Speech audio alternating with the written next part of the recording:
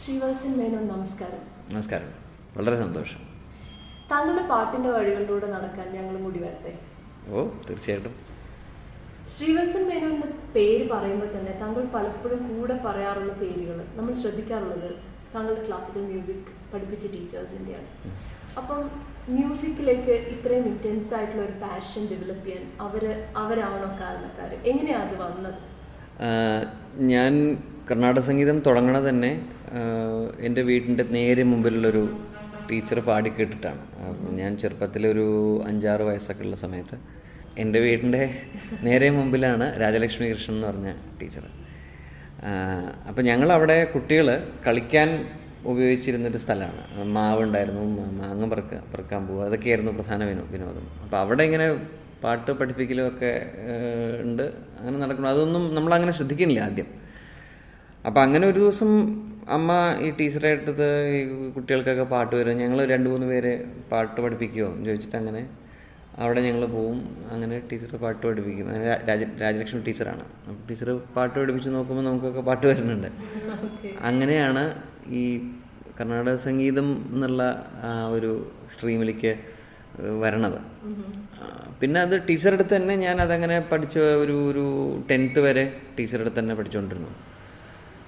11-12 ആയപ്പോൾ TV രമണി എന്ന് പറഞ്ഞിട്ടൊരു സാറുണ്ട്. അദ്ദേഹം പ്രസിദ്ധ വയലിനിസ്റ്റിനായിരുന്നു. അദ്ദേഹത്തിൻ്റെ കീഴിൽ 2 വർഷം ഞാൻ കുറച്ച് വയലിനും പഠിച്ചു. പിന്നെ അദ്ദേഹം കുറച്ചുകൂടി ഒരു കോൺസേർട്ട് വിദ്വാനായിരുന്നു. അപ്പോൾ അദ്ദേഹത്തിൻ്റെ അങ്ങനെ ചില സ്വരം പാടാനുള്ള ശൈലികൾ, രാഗം പാടാനുള്ള കോൺഫിഡൻസ്, ഇതൊക്കെ ഞാൻ ഇങ്ങനെ TV രമണി സാറിൻ്റെ അടുത്താണ് പഠിക്കുന്നത്. അപ്പോൾ രമണി സാറിൻ്റെ അടുത്ത് പഠിച്ചപ്പോഴേക്കും അച്ഛന് ട്രാൻസ്ഫറായി, തിരുവനന്തപുരത്തേക്ക് ട്രാൻസ്ഫറായി. അങ്ങനെ ഞാൻ തിരുവനന്തപുരത്തേക്ക് വന്നു. ആ സമയത്ത് ഞാൻ എൻട്രൻസ് എഴുതിയിട്ടുണ്ടായിരുന്നു. ഇപ്പോൾ കിട്ടിയത് അഗ്രികൾച്ചറാണ്. അപ്പോൾ വെള്ളായണി കാർഷിക കോളേജിൽ ജോയിൻ ചെയ്യുന്നു. അപ്പോൾ അവിടെ തിരുവനന്തപുരത്ത് എത്തിയപ്പോൾ നെയ്യാറ്റിങ്കര വാസുദേവൻ സാറിൻ്റെ കീഴിൽ പഠിക്കണം എന്നുള്ളൊരു മോഹം വന്നു. അതെ, എക്സാക്ട്ലി. അപ്പോൾ അതിനൊരു വലിയൊരു കാരണവും ഉണ്ടായ എന്താ വെച്ചാൽ ഈ ആകാശവാണിയുടെ സംഗീത കോമ്പറ്റീഷൻ ഉണ്ട്. അപ്പോൾ അതിന് ഞാൻ പങ്കെടുക്കാൻ പോയപ്പോൾ അന്ന് ഈ സാധാരണ ആകാശവാണി കോമ്പറ്റീഷനിലൊക്കെ അവിടുത്തെ സ്റ്റാഫ് ആർട്ടിസ്റ്റാണ് നമുക്ക് തമ്പുരു മീട്ടിത്തരിക. അപ്പോൾ അതിൽ സാറായിരുന്നു, വാസുദേവൻ സാറായിരുന്നു എനിക്ക് തമ്പുരു മീട്ടിത്തന്നത്. അപ്പോൾ ഒരു ഈ കോമ്പറ്റീഷൻ കഴിഞ്ഞതിന് ശേഷം പോയി സംസാരിക്കാനൊക്കെ ഉള്ളൊരു ധൈര്യം ഉണ്ടായി. പിന്നെ അച്ഛനും ഉണ്ടായിരുന്നു, എൻ്റെ അച്ഛനും കൂടെ. അങ്ങനെയാണ് വാസുദേവൻ സാറിൻ്റെ അടുത്ത് എത്തുന്നത്. പിന്നെ അതൊരു വലിയ ബന്ധത്തിൻ്റെ പിന്നിപ്പോൾ നമ്മൾ സംഗീതം എന്ന് പറയുമ്പോൾ പാട്ടുപാടൽ മാത്രമല്ല, അത് സംഗീതം നടക്കാനുള്ള വഴികൾ, സംഗീതം കൊണ്ടുപോകാനുള്ള കൾച്ചർ, അതൊക്കെ മുഴുവൻ എല്ലാം A to Z നെയ്യാറ്റിങ്കര സാറിനോട് കടപ്പെട്ടിട്ടുണ്ട് എനിക്കെപ്പോഴും. കാരണം സാറ് ഇതുവരെ ഒരിക്കൽ പോലും എൻ്റെ നിന്നൊരു നയ പൈസ മേടിച്ചിട്ടില്ല. ഫീസ് കൊടുക്കാത്ത ഒരു സ്റ്റുഡൻ്റാണ് ഞാൻ. എന്ന് മാത്രമല്ല, ഞാൻ സാറിൻ്റെ അടുത്ത് പഠിക്കാൻ തുടങ്ങിയ കാലം മുതൽ സാർ എന്നെ കച്ചേരിക്ക് കൊണ്ടുപോയി തുടങ്ങി. അങ്ങനെ കച്ചേരിക്ക് കൊണ്ടുപോകുമ്പോൾ എനിക്ക് ഇങ്ങോട്ട് പൈസ തരും. അങ്ങനെ ഒരു ഭാഗ്യം ഉണ്ടായിട്ടുള്ളൊരു ശിഷ്യനാണ് ഞാൻ. അപ്പോൾ ഒരു 18 വർഷത്തോളം ഞാൻ സാറിൻ്റെ കൂടെ തന്നെയായിരുന്നു. അപ്പോൾ ഞാൻ പഠിക്കാനൊക്കെ പല സ്ഥലത്തും പോയെങ്കിലും I come back and always be with him. അങ്ങനെ ഒരു ഭാഗ്യം, വലിയൊരു ഭാഗ്യം ഉണ്ടായി. അപ്പോൾ 18 വർഷത്തെ ശരിക്കും ഒരു ഗുരുകുല സമ്പ്രദായം തന്നെയായിരുന്നു. നമ്മൾ പണ്ടത്തെയൊക്കെ കാലം പറയുന്നതിൻ്റെ ഒരു മോഡേൺ വേർഷൻ. അങ്ങനെ ഒരു ഗുരുകുല സമ്പ്രദായത്തിലാണ് ഞാൻ പഠിച്ചു വന്നത്. അപ്പോൾ ഗുരുവിൻ്റെ ഒരു അനുഗ്രഹം എന്നുള്ളത് തന്നെയാണ് ഞാൻ കരുതുന്നത്. അത് പഴയ ആളുകൾ പറയും, നമ്മളെ ഗുരു ശരിക്കും തോന്നിയാൽ മാത്രം മതി എന്നാണ് പറയണത്. കുട്ടി നന്നാവും, പാടിപ്പിക്കണ്ട. ഗുരു തോന്നിയാൽ തന്നെ അയാൾ നന്നായി പോകുന്നതാണ് പറയാ. അങ്ങനെ പറയുമ്പോൾ തന്നെ 18 വർഷം എന്ന് പറയുന്നത് ഇന്നത്തെ കാലത്ത് ഒരു വലിയൊരു പീരീഡ് ഓഫ് ടൈം ആണല്ലേ. അവിടെ നിന്ന് പക്ഷെ സാറ് ബ്രാഞ്ച് ഔട്ട് ചെയ്തിട്ടുണ്ട് ശരിക്കും. അത് ആ നെയ്യാറ്റിൻകര വാസുദേവൻ സാർ എന്ന് പറയുന്ന ഗുരുവിന് എന്തുകൊണ്ടും അഭിമാനിക്കാൻ പറ്റുന്ന ഒരാളായിട്ട് ശ്രീവത്സൻ ജി മേനോൻ പതുക്കെ മാറുന്നതായിരിക്കും അദ്ദേഹം കണ്ടിട്ടുണ്ടാവുക അല്ലേ? ഒരുപക്ഷെ സാർ 2008 2009 സാർ മരിക്കണേ. അപ്പോഴേക്കും കർണാടക സംഗീതം ആ ഒരു സ്ട്രീമിലേക്ക് സാർ ഇപ്പോൾ ഞാൻ മദ്രാസ് മ്യൂസിക് അക്കാഡമിയിലൊക്കെ പാടാൻ തുടങ്ങി.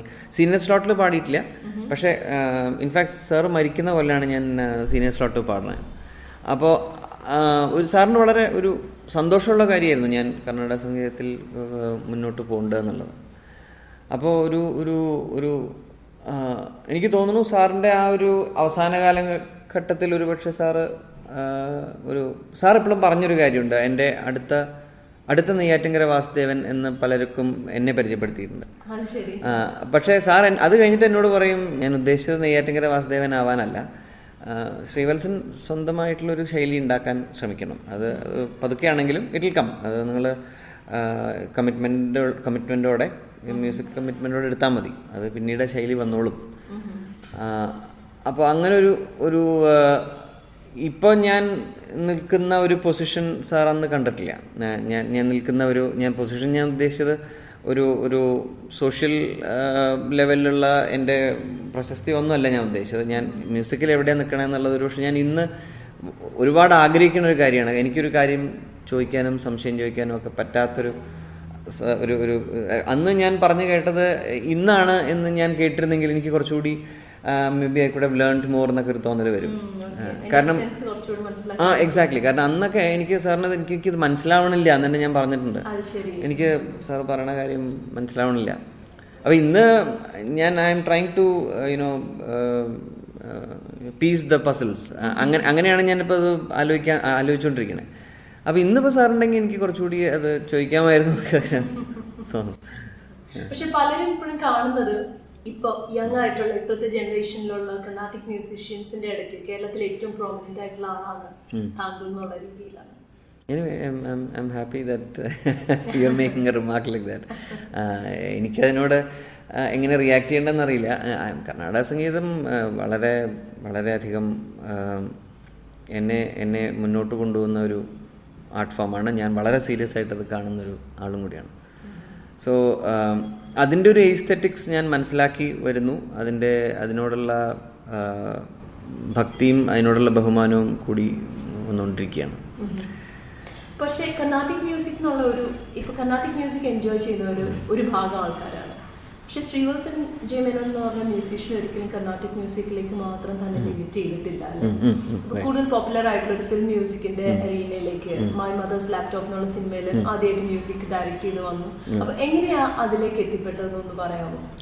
ഞാൻ ഈ കച്ചേരികൾ ചെയ്യണതിൻ്റെ ഒപ്പം തന്നെ ഈ കണ്ടംപററി സംഗീതം എങ്ങനെയാണ് നമ്മൾ വേറെ അർത്ഥത്തിൽ പറഞ്ഞു കഴിഞ്ഞാൽ ഒരു സെക്യുലർ മ്യൂസിക്കിൻ്റെ ഒരു ഭാഗം കൂടി എങ്ങനെ കൈകാര്യം ചെയ്യാൻ പറ്റുമെന്ന് നോക്കിയിരുന്നതാണ്. How can you, for example ഞാൻ മോൺസൂൺ എന്നുള്ളൊരു ആൽബം ചെയ്തു. അതിൽ ഭഗവതിയെക്കുറിച്ചും ഒക്കെ ഉണ്ടെങ്കിൽ കൂടി അതിൻ്റെ എസെൻസ് എന്ന് പറയുന്നത് മഴ എവിടെയൊക്കെയാണോ വരാൻ സാധിക്കുന്നത് അങ്ങനെ അതിൻ്റെ ലിറിക്കൽ സാധ്യതകളെ ആലോചിച്ചിട്ട് ഇപ്പോൾ കട്ടക്കയത്തിൻ്റെ കവിത നമ്മൾ ഉപയോഗിച്ചിട്ടുണ്ട് അതിൽ. അപ്പോൾ അങ്ങനെ ഉപയോഗിക്കാൻ സാധിക്കുന്നു എന്നുള്ളത് ഒരു അന്വേഷണമാരി നോക്കിയിട്ടാണ് ഞാനത് ചെയ്തത്. ആ ആൽബത്തിനെ കുറിച്ച് പറയുമ്പോൾ തന്നെ പറയാനുള്ള ഒരു റിമാർക്ക് എന്താണെന്ന് വെച്ചാൽ മലയാളിക്ക് എവിടെ ഇരുന്നാലും ഏറ്റവും കൂടുതൽ നൊസ്റ്റാൾജിയ ഉള്ള കാര്യമാണ് കേരളത്തിലെ മഴ. പലർക്കും പറയാൻ ആഗ്രഹമുള്ള ഒരു കാര്യമാണ് ആ ആൽബത്തിലൂടെ താങ്കൾ പറഞ്ഞത്, പാട്ടിലൂടെ പറഞ്ഞത്. എന്താ പറയുക, അതൊരു നിമിത്തം പോലെ വന്നതാണ് മഴയെക്കുറിച്ചുള്ള ഒരു ഇത് ചെയ്യാന്നുള്ളത്. അപ്പം ഞാൻ പറഞ്ഞു എന്താണെന്ന് വെച്ചാൽ ഈ മഴയുടെ സംഗീതം ചെയ്ത സമയത്താണ് അത് ഇന്ത്യ ടുഡേ റിവ്യൂ ചെയ്തത് ആ വർഷത്തെ ഏറ്റവും നല്ല ആൽബമായിട്ട്. അപ്പം അത് റിവ്യൂ ചെയ്തത് ഒരു രൂപേഷ് പോളാണ്. അത് ഒരു രൂപേഷ് പോളാണ് അന്ന്. അപ്പോൾ രൂപേഷ് അതിന് ശേഷം ഒരു വർഷത്തിന് ശേഷം, അന്ന് എനിക്ക് രൂപേഷിനെ അറിയില്ല. പിന്നെ രണ്ടാമത് വിളിക്കുന്നതും ഈ ലാപ്ടോപ്പ് എന്നുള്ള സിനിമയ്ക്ക് വേണ്ടിയിട്ടാണ്. ലാപ്ടോപ്പ് എന്നുള്ള സിനിമ രൂപേഷാണ് ഡയറക്റ്റ് ചെയ്തത്, രൂപേഷ് പോൾ. അങ്ങനെയാണ് ആ ഗാനങ്ങൾ അതിലേക്ക് എനിക്ക് ചെയ്യാനുള്ളൊരു ഭാഗ്യം ഉണ്ടായത്.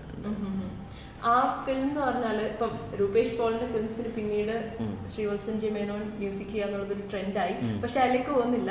ആ സിനിമയിൽ 2008 ഇറങ്ങിയ ആ സിനിമയിലെ എല്ലാ പാട്ടുകളും ഒരു എന്താ പറയുക, ഒരു നല്ല പ്യോർ മ്യൂസിക് എൻജോയ് ചെയ്യുന്നവർക്ക് ഒരു വലിയ ട്രീറ്റായി.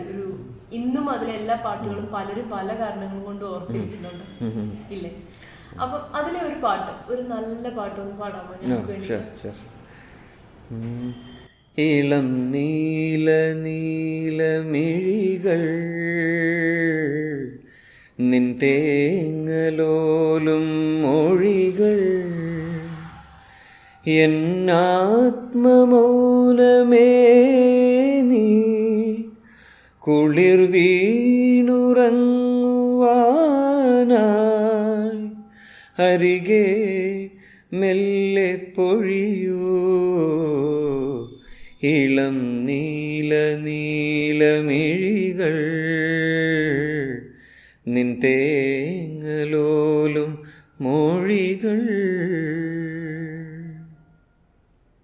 Thank you.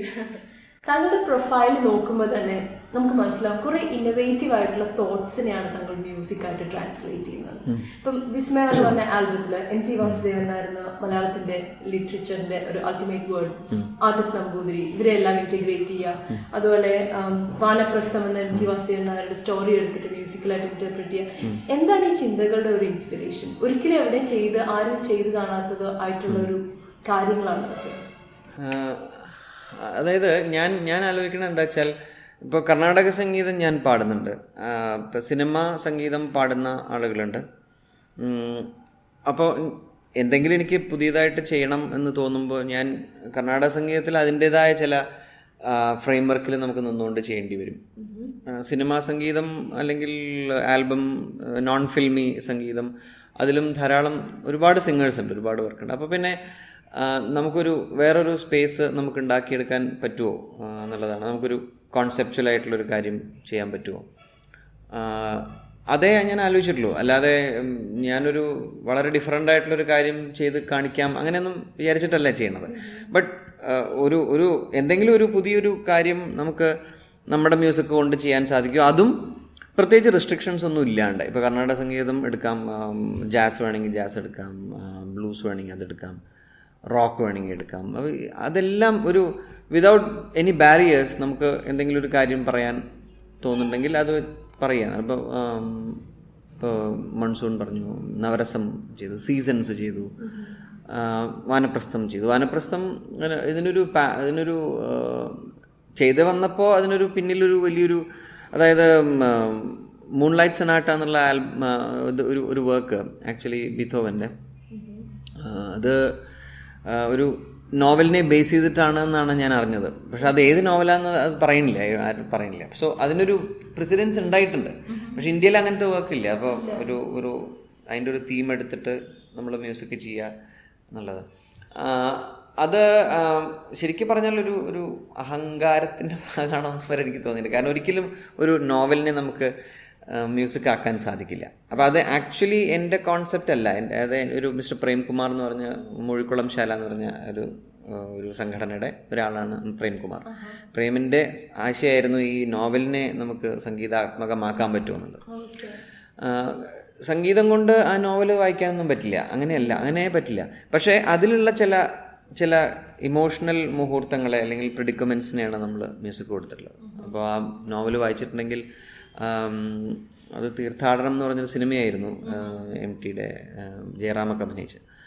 അപ്പോൾ അതിൽ ചില മുഹൂർത്തങ്ങൾ മാത്രമാണ്. അദ്ദേഹം കുടജാദ്രിയിലുള്ള യാത്ര കഴിഞ്ഞ് തിരിച്ചു വരിക, അവിടെ അദ്ദേഹത്തിൻ്റെ കൂടെ പഠിച്ചൊരു പെൺകുട്ടിയെ പരിചയപ്പെടുക. ഇത് വയസ്സായിട്ടുള്ള ഒരാളാണ് ഇത് ചെയ്യുന്നത്.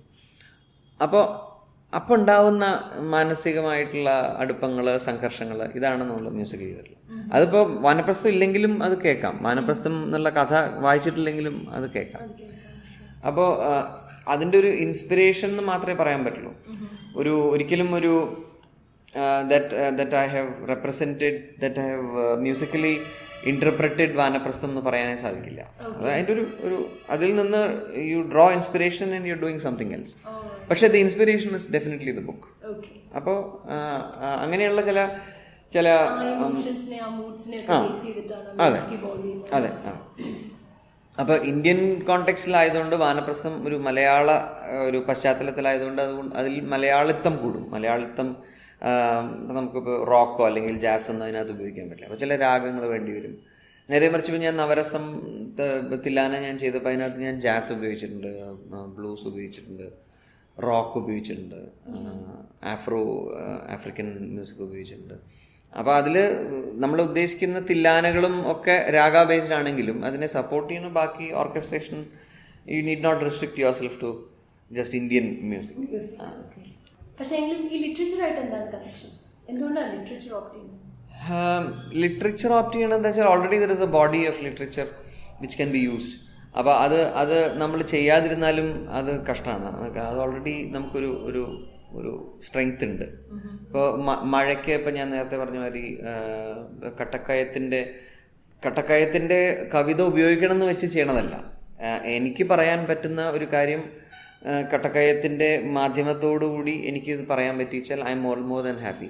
ഞാനൊരു പുതിയൊരു സെറ്റ് ഓഫ് ഒരു ലിറിക്സ് ഉണ്ടാക്കിയിട്ട് അതിലേക്ക് എൻ്റെ മ്യൂസിക്കിനെ ഇടണേക്കാട്ടിലും ഞാൻ ഉദ്ദേശിക്കുന്ന മ്യൂസിക്കിലേക്ക് ലിറിക്ക് എനിക്ക് കണ്ടെത്തിയാൽ ഞാൻ അത് അഡാപ്റ്റ് ചെയ്യണം നല്ലത്. അപ്പോൾ എന്താ വെച്ചാൽ ഇത് ആ ഒരു ഹോൾ ബോഡി ഓഫ് ലിറ്ററേച്ചർ പോലും വേറെ രീതിയിൽ ആളുകൾക്ക് കാണാൻ സാധിക്കുന്നുള്ളതുണ്ട്. അപ്പോൾ സിനിമ എന്തുകൊണ്ടാണ് നമ്മൾ ഒരു ഷോർട്ട് സ്റ്റോറിയെ സിനിമയാക്കണേ, വേറൊരു കഥ എഴുതിക്കൂടെ എന്ന് ചോദിച്ചു കഴിഞ്ഞാൽ ആ ഷോർട്ട് സ്റ്റോറി സിനിമയിൽ കൂടിയും നമുക്ക് കാണാൻ ഒരു 10 പേരെങ്കിൽ കൂടുതൽ കാണാൻ സാധിക്കുമല്ലോ. അത്രേ ഞാൻ ആലോചിച്ചുള്ളൂ. അല്ലാതെ ഇപ്പം ഞാൻ നമുക്കൊരു പുതിയ സിനിമയിൽ നമ്മളൊരു പുതിയ പാട്ട് ഉണ്ടാക്കുകയല്ലേ ചെയ്യുക, പുതിയ ലിറിക്സ് എഴുതുകയാണ് ചെയ്യുക, പുതിയ സംഗീതം ഉണ്ടാക്കുകയാണ് ചെയ്യുക. ഇവിടെ അങ്ങനെയല്ല. നമ്മൾ പറയാൻ ഉദ്ദേശിക്കുന്ന കാര്യങ്ങൾ നമ്മളിപ്പോൾ സീസൺസ് ഞാൻ ചെയ്തപ്പോൾ ഞാൻ ടാഗോറിൻ്റെ വരികൾ ഉപയോഗിച്ചു. ബിക്കോസ് അതിനകത്ത് ഹേമന്ത് എന്നുള്ള പാട്ടുണ്ട്. അപ്പോൾ ഓൾറെഡി ഹേമന്ത് എന്നുള്ള പാട്ട് അദ്ദേഹം എഴുതിയോണ്ട് എനിക്ക് ഹേമന്ത് എന്നുള്ള സീസണിനെ കുറിച്ച് വേറൊരു പാട്ട് അന്വേഷിക്കേണ്ടി വന്നില്ല. അങ്ങനെ സോ പിന്നെ ചില സമയത്ത് നമ്മൾ സീസൺ പറഞ്ഞിട്ടില്ലെങ്കിൽ കൂടി ഇപ്പോൾ ഞാൻ അതിനകത്ത് വസന്തത്തിനൊരു പാട്ട് ഉപയോഗിച്ചിട്ടുണ്ട്. പക്ഷെ അത് വസന്തം എന്നുള്ള പേരേ അതിനകത്ത് വരുന്നില്ല. ബട്ട് ദെൻ ആ പാട്ട് will convey that it is lot of birds come or it is flowering, it is spring time എന്ന് പറയുന്ന ഒരു ഫീല് ആ സംഗീതത്തിൽ ഉണ്ടാക്കാനാണ് ഞാൻ ശ്രമിച്ചത്. അപ്പം ഞാൻ അവിടെ ആ സാഹിത്യം ഞാൻ ഉപയോഗിച്ചില്ല. I used another completely different musical form. അപ്പോൾ ഇതൊരു മിക്സ് ആൻഡ് മാച്ചാണ്. നമ്മളൊരു കൃത്യമായിട്ടുള്ളൊരു നിയമമൊന്നുമില്ല അതിൽ. നമ്മൾ ഇന്നതേ ഉപയോഗിക്കുള്ളൂ, ഇന്നതേ ഉപയോഗിക്കാണ്ടിരിക്കുക, അങ്ങനെയൊന്നുമില്ല.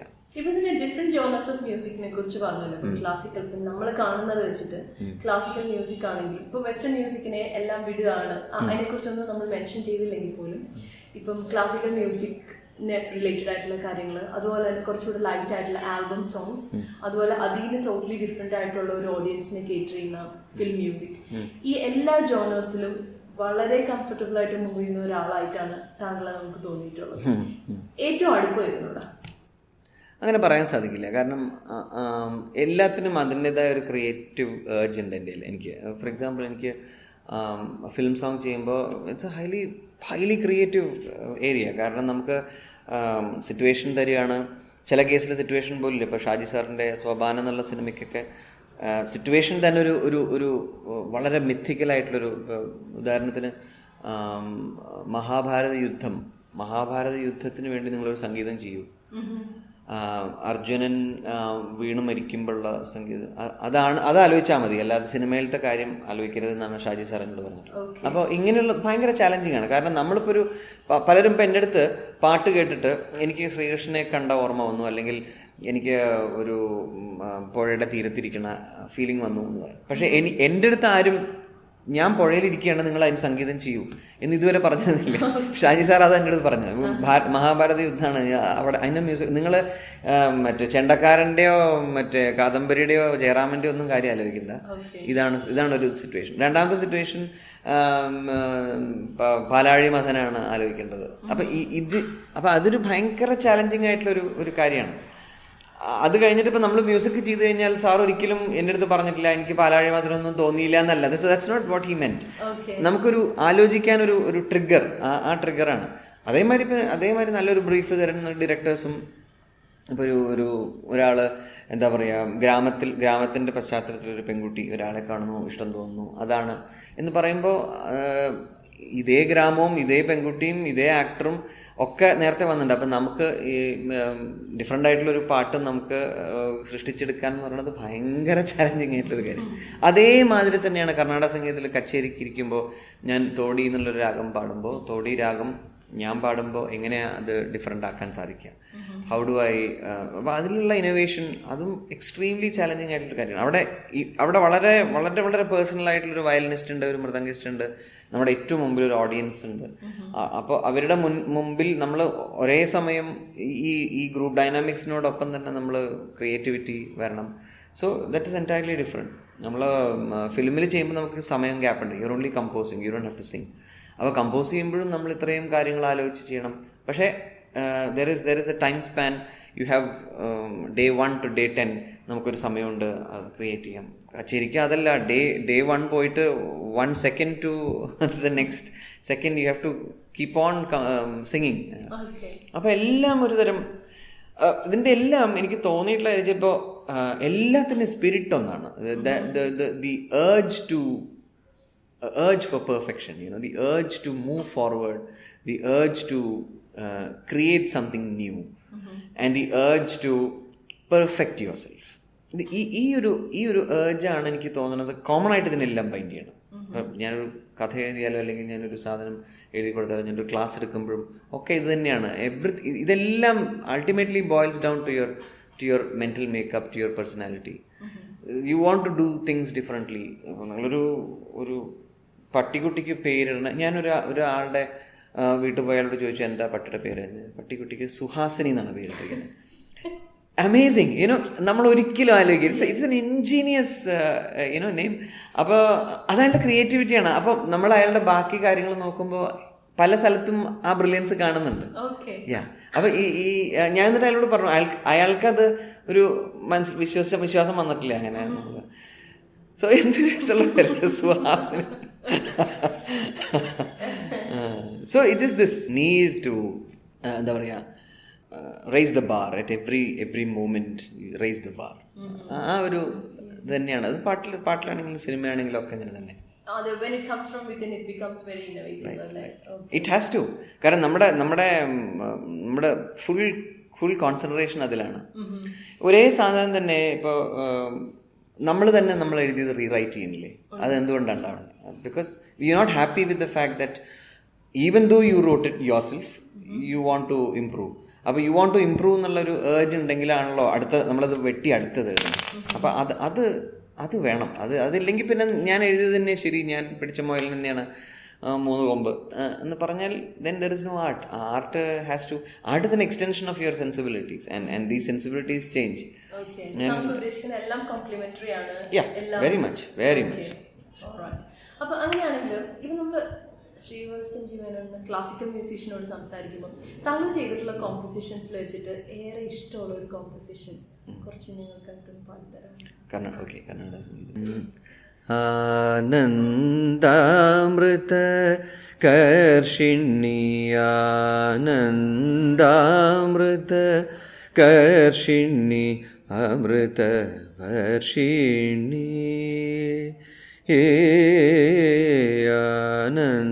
ആനന്ദാമൃത കർഷിണി, അമൃത വർഷിണി, ഹരാദി പൂജിതേ ശിവേ ഭവാനി, ആനന്ദാമൃത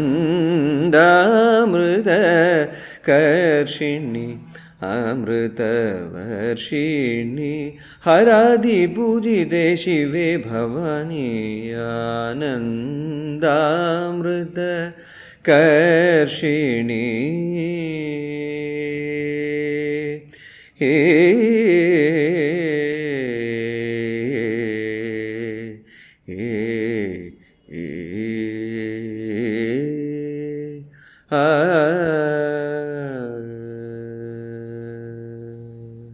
മൺസൂൺ അനുരാഗ എന്ന് പറഞ്ഞ ആൽബത്തിലെ അല്ലേ? അതെ. എങ്ങനെയാണ് മലയാളികൾ ഈ മഴയെക്കുറിച്ചുള്ള ആൽബത്തിന് റിസീവ് ചെയ്തത്? താങ്കൾക്ക് എന്ത് ഫീഡ്ബാക്ക് കിട്ടിയിട്ടുള്ളത്? എനിക്ക് വളരെയധികം, കാരണം ഞാനിതിന് തൊട്ട് മുമ്പ് ചെയ്ത കൃഷ്ണ എന്ന് പറഞ്ഞിട്ടൊരു ആൽബമാണ് ചെയ്തത്. അതിനുശേഷമാണ് മൺസൂൺ ചെയ്യണം. മൺസൂൺ തന്നെ എനിക്ക് എൻ്റെ ജീവിതത്തിൽ ഒരുപാട് നല്ല കാര്യങ്ങൾ, ഞാൻ നേരത്തെ പറഞ്ഞു സിനിമയുടെ കാര്യം പറഞ്ഞു, സിനിമയിലേക്ക് എനിക്ക് വരാൻ സാധിച്ചത് മൺസൂണാണ്.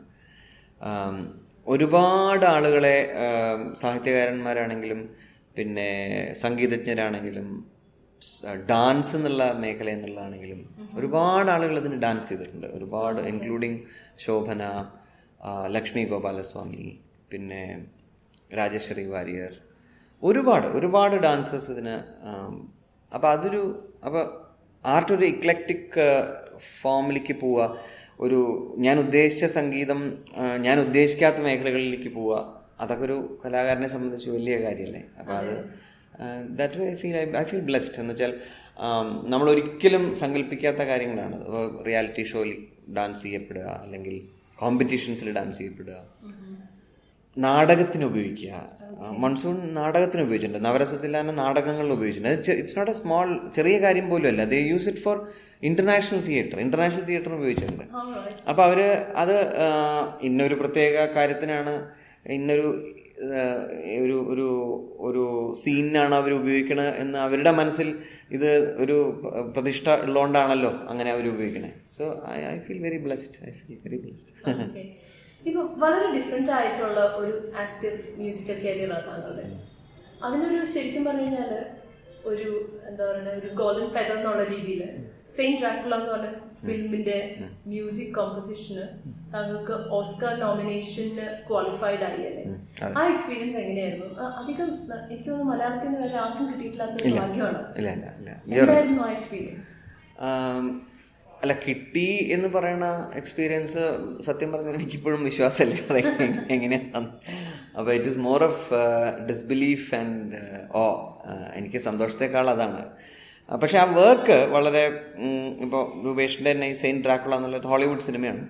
അപ്പോൾ അതിൽ നമുക്കൊരു ഭാഗം നമുക്കൊരു കോൺട്രിബ്യൂട്ട് ചെയ്യാൻ സാധിച്ചു എന്നുള്ളതൊരു വളരെ ചാരിതാർത്ഥ്യത്തോടെ ഞാൻ ആലോചിക്കുന്നൊരു കാര്യമാണ്.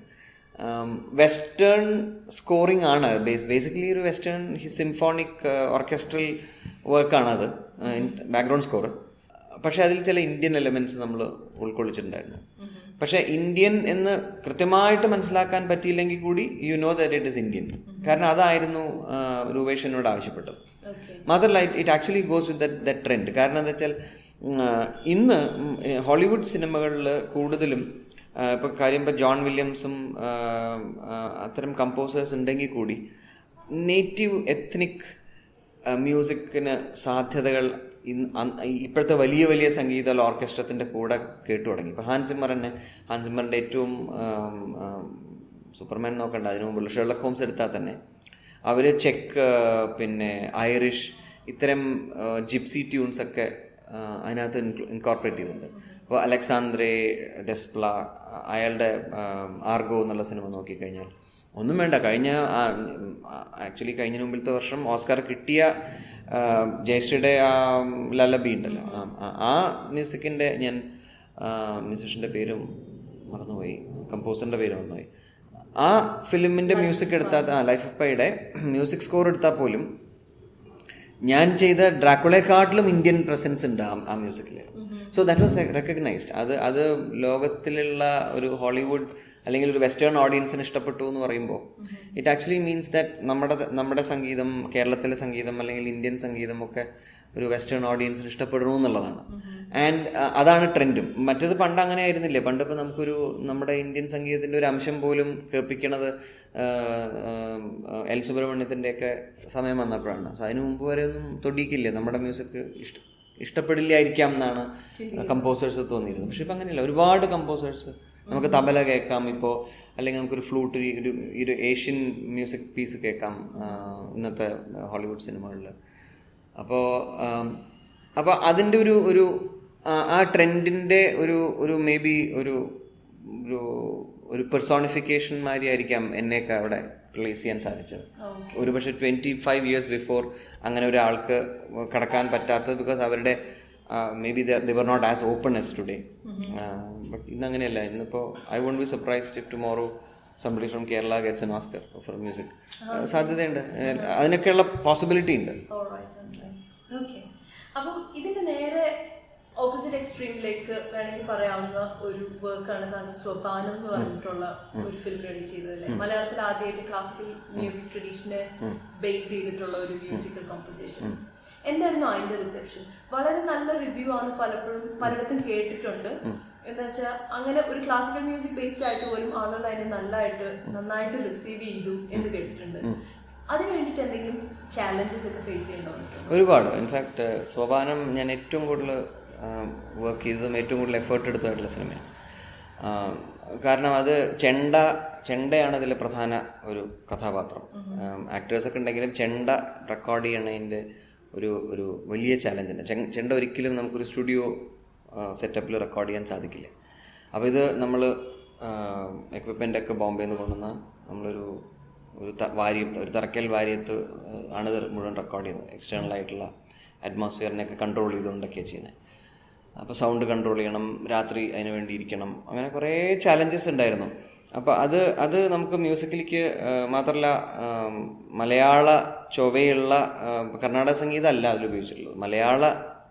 മലയാളത്തിലെ സോപാന സംഗീതം, അത്തരം മലയാള ചൊവ്വ വരുന്ന ഗാനങ്ങൾ ഉണ്ടാക്കാനാണ് ദാറ്റ് വാസ് ദ ചാലഞ്ച്.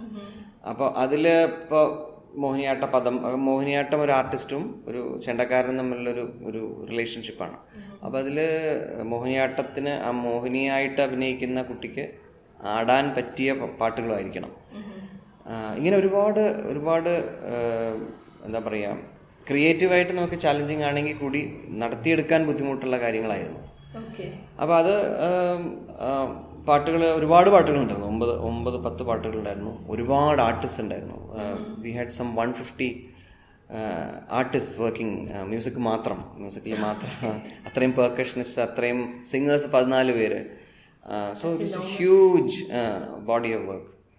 അപ്പോൾ അതിന് സംഗീതത്തിൻ്റെ ആസ്പെക്റ്റ് പറയുമ്പോൾ എനിക്ക് ഒരുപാട് അപ്രീസിയേഷൻ അതിനകത്ത് കിട്ടിയിരുന്നു.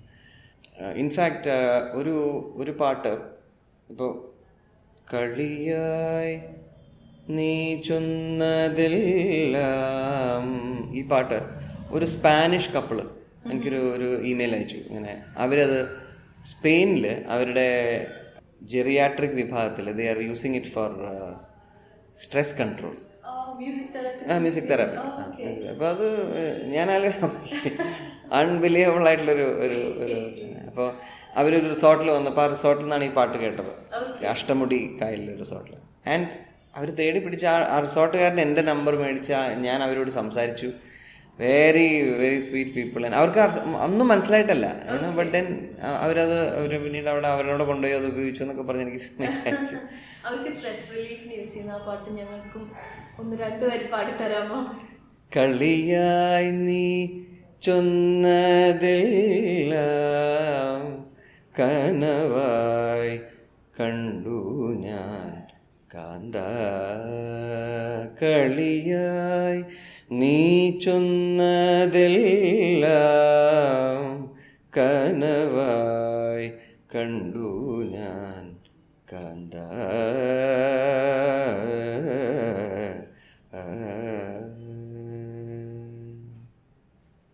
സ്ട്രെസ് കുറഞ്ഞോ? അങ്ങനെ പറയാം. എന്തായാലും ഞാൻ ഇതിന്റെ CD മേടിച്ച് കേൾക്കുന്നുണ്ട്. ഇപ്പം ജുഗൽബന്ദീസ് അല്ലെങ്കിൽ മ്യൂസിക്കൽ ഇന്റഗ്രേഷൻ താങ്കളുടെ വേറൊരു പ്രത്യേകതയാണ്. അപ്പം കഥകളി സംഗീതജ്ഞരായിട്ടുള്ള കലാമണ്ഡലം ശങ്കരൻ എംബ്രാന്തിരി, കലാമണ്ഡലം ഹൈദരാലി, ഇവരുടെ കൂടെ പിന്നെ ഹിന്ദുസ്ഥാനി മ്യൂസീഷ്യൻ ആയിട്ടുള്ള രമേശ് നാരായണന്റെ കൂടെ, ഇതൊന്നും അല്ലാതെ വാഷിംഗ്ടണിലുള്ള മ്യൂസിക് ട്രാൻസൻസ് പറയുന്ന സിംഫണി അല്ലെ, വെസ്റ്റേൺ സിംഫണിയിലും താങ്കൾ പെർഫോം ചെയ്തിട്ടുണ്ട്. അപ്പം അതെങ്ങനെയായിരുന്നു? How did it happen?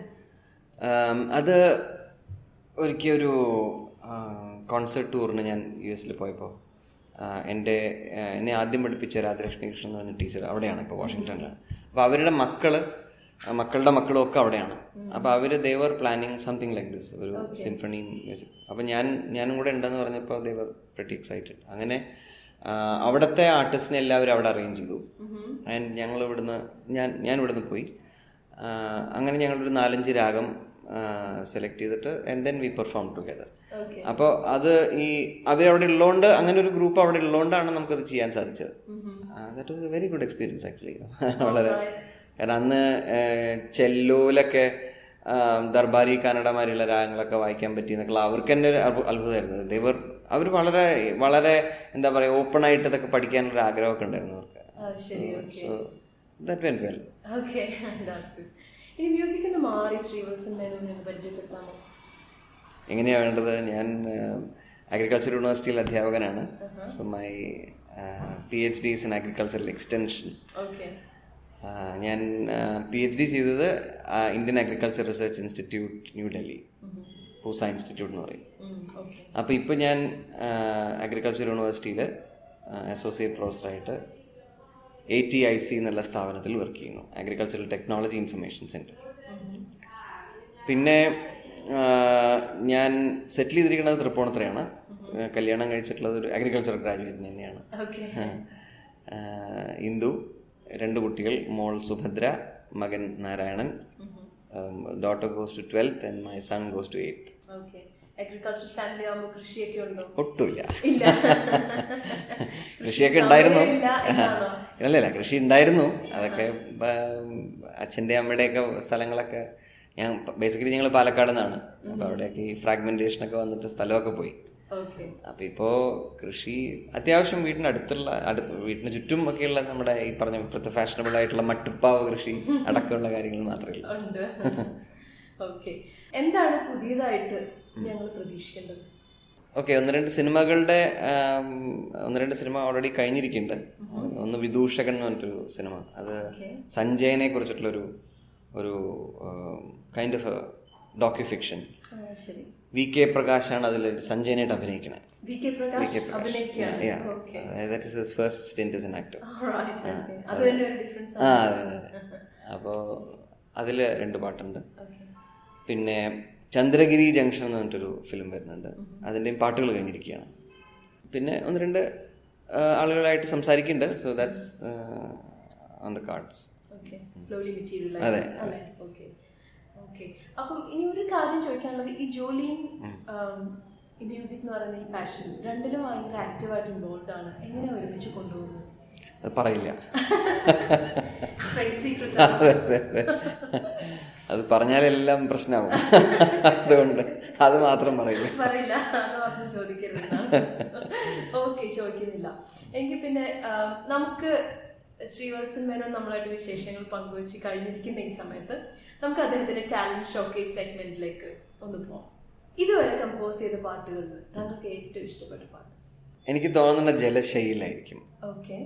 അതിന്റെ കല്യാണി മേനോൻ പാടിയത്.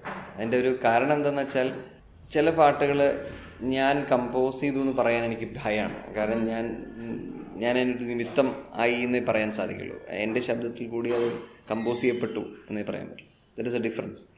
There are songs like that. For example, ജലശൈൽ ഇസ് വൺ സോങ്. ജലശൈലി ഞാൻ കമ്പോസ് ചെയ്തതെന്ന് എനിക്ക് അവകാശപ്പെടാൻ പറ്റില്ല. ബിക്കോസ് എനിക്കിത് തന്ന ഒരു ട്യൂണാണ്. എനിക്ക് ആദ്യം മുതൽ അവസാനം വരെ ഒറ്റയടിക്ക് തന്ന ട്യൂണാണ്. ഞാൻ ആ ട്യൂണോടെ പാടി അങ്ങനെ റെക്കോർഡ് ചെയ്തു ആൻഡ് അതിൻ്റെ ലിറിക് എഴുതിയതാണ്. But there are songs which I have composed, sat and composed, ഇങ്ങനെ വൺ ലൈൻ ബൈ ലൈൻ ആയിട്ട്. ബട്ട് ജലശൈൽ will always be a very special song. ജലശയ്യയിൽ തളിരമ്പിളി കുളിരോളമേ ഇളകല്ലേ നീ, നെടുവീർപ്പു പോലുമാസസ്മിതമാം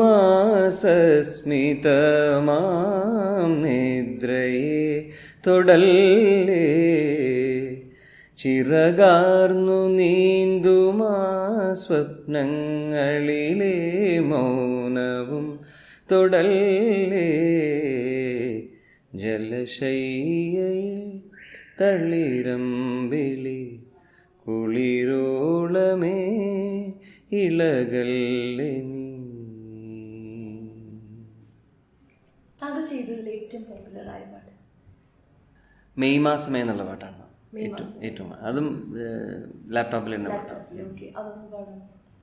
മെയ് മാസമേ നിൻ നെഞ്ചിലേ പൂവാക ചോക്കുന്നതെന്തേ, ഈറൻമുകിൽ നിന്നെത്തൊടും താളങ്ങളോർമ്മിക്കയാലോ, പ്രണയാരുണം തരുശാഖയിൽ ജ്വലനാഭമാം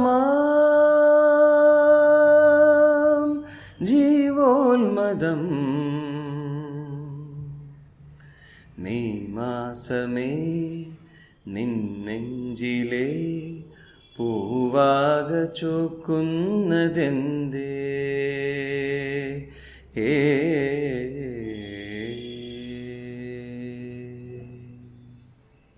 താങ്കൾക്ക് പാടാൻ പറ്റിയിരുന്നെങ്കിൽ എന്ന് ആഗ്രഹിക്കാൻ മാത്രം ഇഷ്ടമുള്ള ഒരു പാട്ട്?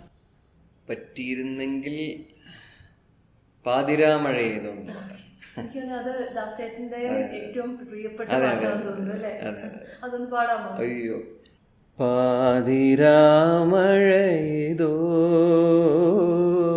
ഹംസഗീതം പാടി വീണപൂവിതളെങ്ങോ പിന്നിലാവിലലിഞ്ഞു നീലവാർമുകിലോരം ചന്ദ്രഹൃദയം തേങ്ങി പാതി രാമഴയതോ ഹംസഗീതം പാടി. എന്തുകൊണ്ട് ഈ പാട്ടിനോട് എല്ലാവർക്കും ഇത്ര ഇഷ്ടം? മേ ബി അതിൻ്റെ കോമ്പോസിഷൻ തന്നെയാണ്. അതൊരു വളരെ it's A very brilliantly composed song. ഒരു മാത്രമല്ല അതിൻ്റെ റെൻഡിഷൻ തീർച്ചയായിട്ടും ഇപ്പോൾ ദാസേട്ടൻ അല്ലെങ്കിൽ ചിത്ര ചേച്ചി രണ്ടുപേരും പാടിയിട്ടുണ്ട്. എനിക്ക് വരികളോടല്ല അതിൻ്റെ പ്രണയം. വരികൾ കൈതപ്പുറത്തിൻ്റെയാണ്, പക്ഷേ ഒരു പ്രത്യേക ട്യൂണാണ്. അത് മാത്രമല്ല അതിൻ്റെ ഓർക്കസ്ട്രേഷൻ നല്ലതാണ്. അപ്പോൾ കാരണങ്ങൾ ബുദ്ധിമുട്ടാണ് കലയിൽ പറയാനായിട്ട്. ഇനി ഏറ്റവും ഇഷ്ടപ്പെട്ട ഒരു രാഗത്തിൽ ഒരു കീർത്തനം കൂടി പാടാമോ? കുറച്ച് വരിക. ഏറ്റവും ഇഷ്ടപ്പെട്ട രാഗം ഏതാ? അങ്ങനെയില്ല. പക്ഷെ ഒരു കീർത്തനം പാടാം. പരമപുരുഷ ജഗദീശ്വര ജയ ജയ, പരമപുരുഷ ജഗദീശ്വര ജയ ജയ, പങ്കജനാഭമുരാരേ, പരമപുരുഷ ജഗദീശ്വര ജയ ജയ, പങ്കജനാഭമുരാരേ, പരമപുരുഷ ജഗദീശ്വര.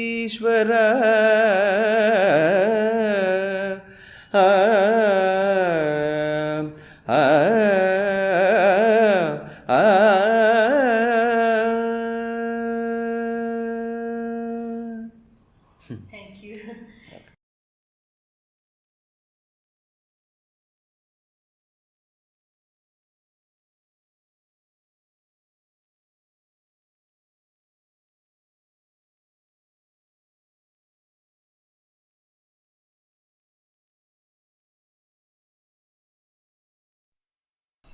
എന്നും നിന്നെ ഓർക്കാനായുള്ളിൽ എന്നു പിറന്നൊരു വരിയോ, എന്നീ മഞ്ഞിൽ വീഴും പൊൻവേലിൽ മിന്നി കിനാവായി കവിതേ, പ്രണയമിന്നൊരു പുലരൊളിയായി ഇലവിരിഞ്ഞ തരുനിരകളുമായി അലിഞ്ഞു പാടുന്നു വെറുതെ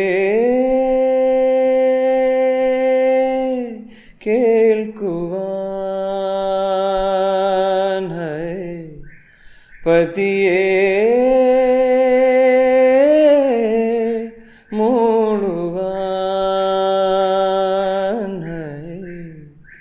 ചേരാൻ മോഹമായി, ചേരാൻ മോഹമായി.